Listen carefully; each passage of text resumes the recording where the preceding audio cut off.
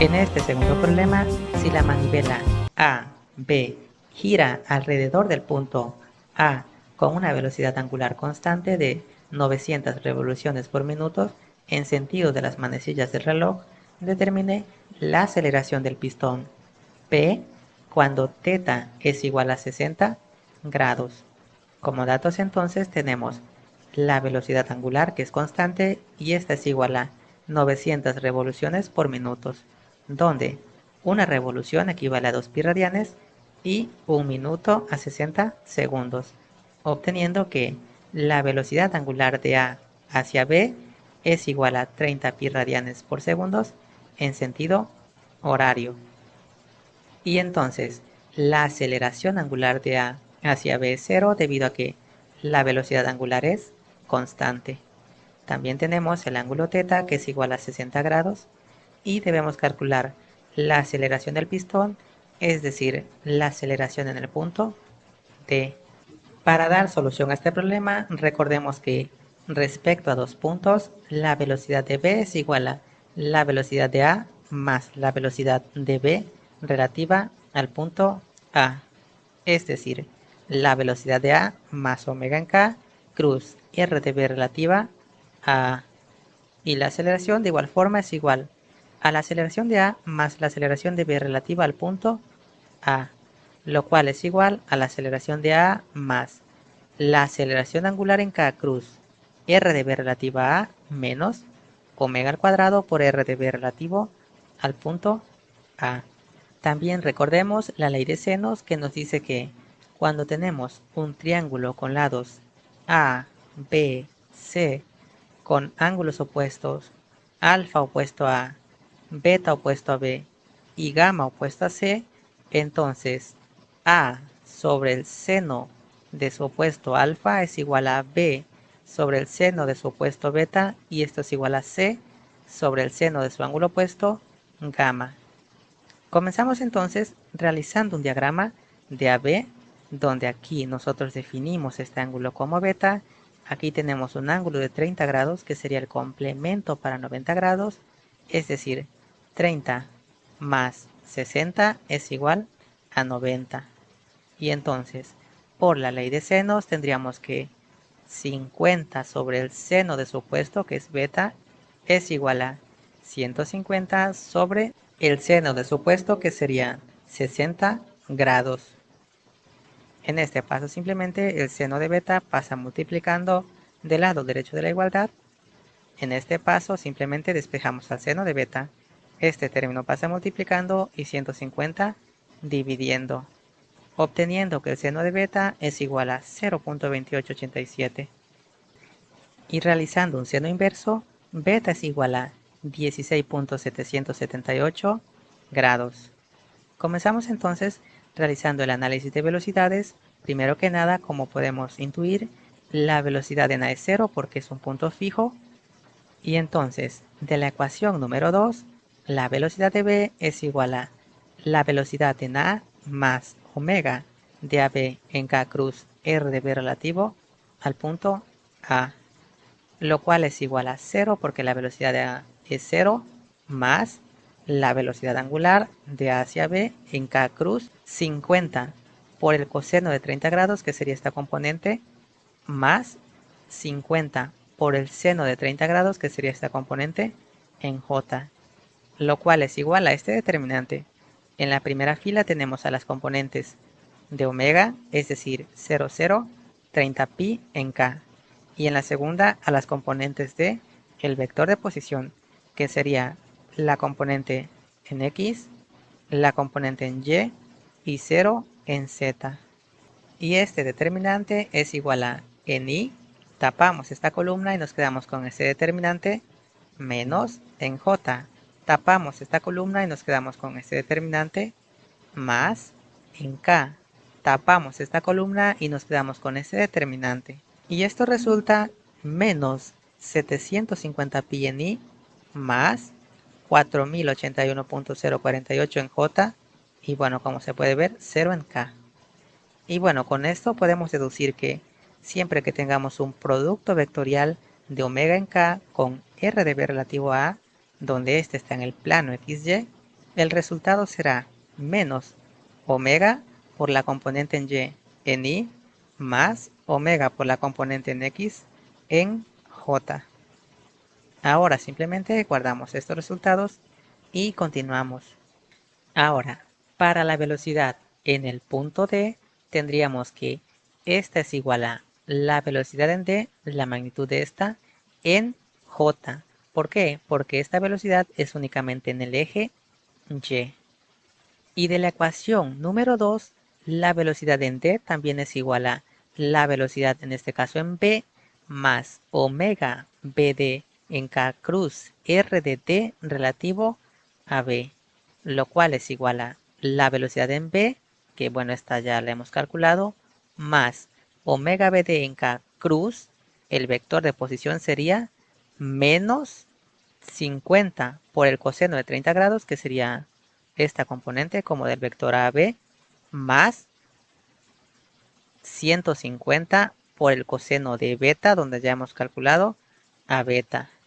Entonces, de la ecuación número 1, tendríamos que la velocidad en el punto D es igual a la velocidad en B menos omega de B a D por la componente en Y, esto en Y, más, en este caso menos porque la componente en X es negativa, omega BD por la componente en X y esto en J. Entonces, de la ecuación número 2, como podemos ver, la velocidad en D es únicamente la velocidad en D en J. Y bueno, esta va a ser igual entonces a todas las componentes en J de esta igualdad. Es decir, la componente en J de la velocidad en B menos esta componente. Y así también, como la componente de la velocidad D en X es 0, entonces esta componente más la componente en X de la velocidad B, esto va a ser 0.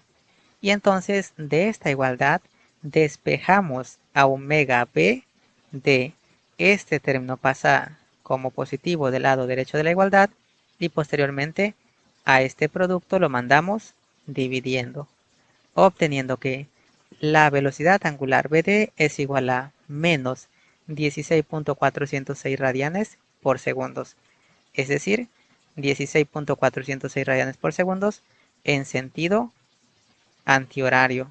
Esto porque habíamos dicho que era positivo horario y esto al ser negativo significa que es antihorario. Ahora simplemente guardamos este resultado de este lado de la pantalla y continuamos.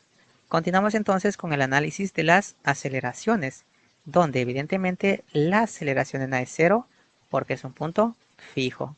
Y ahora, de la ecuación número 4 tendríamos que la aceleración en B es igual a la aceleración en A más alfa de A hacia B en K cruz R de B relativo a menos omega al cuadrado por R de B relativo al punto A, lo cual es igual a 0, 0 más 0 porque alfa de AB es 0 menos omega de AB al cuadrado por R de B relativo a A.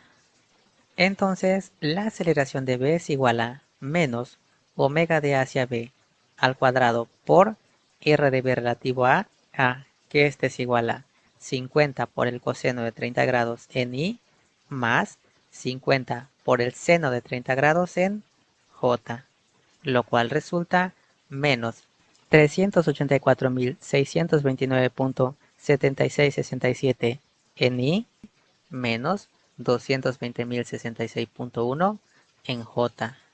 Para la aceleración en el punto D, esta es igual a la aceleración en D en J, como se puede observar.